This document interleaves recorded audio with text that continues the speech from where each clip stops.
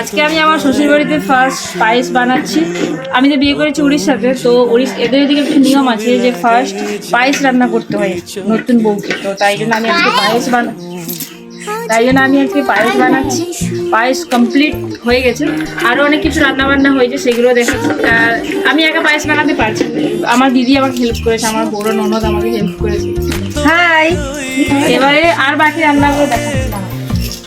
আর বানিয়েছি মাছের টক, আমি একা বানাইনি যদিও, দিদি হেল্প করেছে সব কিছুতেই। মাছের ঝোল, মাছের ঝোলটা ভালো করে দেখো, ক্যামেরাম্যান আমার বর। এইটা হচ্ছে পটলের ভাজা, চপ টাইপের কিছু, যাই হোক। এইটা হচ্ছে মোরলা মাছ ভাজা। এইটা হচ্ছে আমার দাদাবু আর আমার বরের খুব প্রিয় খাবার, কি ওটা? আত ভাজা, আমরা এটাকে আত ভাজা বলি, যাই হোক। আর এখানে আছে চচ্চড়ি, আর এখানে আছে ভাত।